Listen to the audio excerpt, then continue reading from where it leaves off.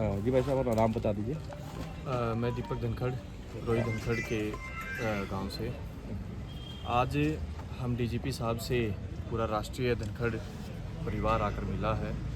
दोनों गांव की पंचायत परिवार के लोग और राष्ट्रीय धनखड़ और हरियाणा के जो धनखड़ परिवार है सभी आकर मिले हैं। डीजीपी साहब ने जो सभी पंचायत से मिलकर जो आश्वासन दिया है, उस आश्वासन को हम जाकर अपने पूरे समाज में, अपनी पूरी पंचायत को और सभी को बताएंगे। आगामी कार्रवाई जो भी होगी वो निर्धारित करेंगे।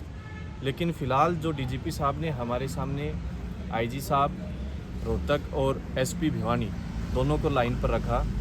दोनों के सामने कहा कि भाई ये निंदा का विषय है कि इतना समय बीत जाने के बाद भी आप लोग क्यों नहीं कर पा रहे हो। और उन्होंने फटकार भी लगाई है और कहा भी है कि भाई जल्द से जल्द आप समय बताओ कि मैक्सिमम कितना समय हम परिवार को दें कि उस तक आप पकड़ लोगे।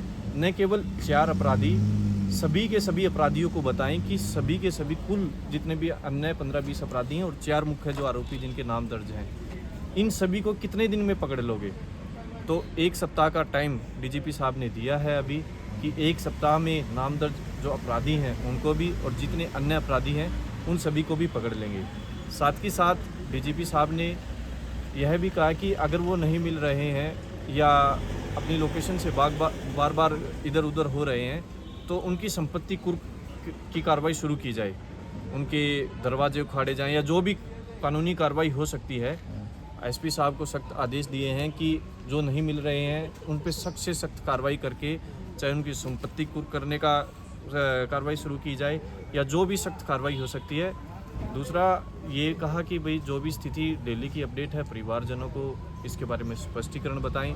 जो 2 गाड़ियां बरामद हुई हैं उन दोनों गाड़ियों के मालिक कौन है, और उनको चला कौन रहा था, और शादी में जो कैमरे की फुटेज है उन सभी को खंगाल कर जितने भी अपराधी हैं सभी को पकड़ा जाए। फिर डीजीपी साहब ने एसपी साहब से भी पूछा कि अन्य में आपने कोई आइडेंटिफाई किया है, तो एसपी साहब ने कहा कि हमने 4 लोग आइडेंटिफाई कर लिए हैं। जो मेन नाम दर्ज थे उनके अलावा 4 लोगों के भी नाम पुलिस ने दर्ज किए हैं।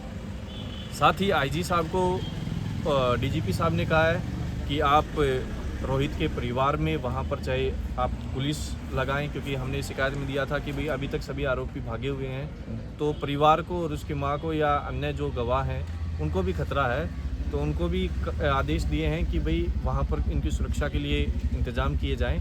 और आईजी साहब को स्पेशल कहा है कि उसकी माँ को गांव में जाकर स्पेशल मिलकर आओ और उनको संतुष्ट करके आओ कि आपको न्याय मिलेगा।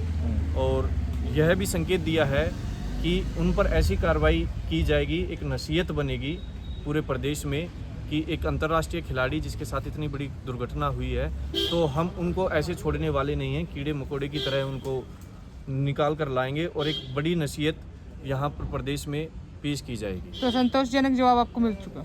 देखिए, जो उन्होंने जवाब दिया है उससे कहीं ना कहीं हमें सकारात्मक आज जो चीज़ें मिली हैं, बाकी का निर्णय जो खाप पंचायत और ग्रामीण के बीच में यहाँ पर जो डेलीगेशन आया है ये जाकर परिवार के सामने और पूरी पंचायत के सामने इन बातों को रखेंगे।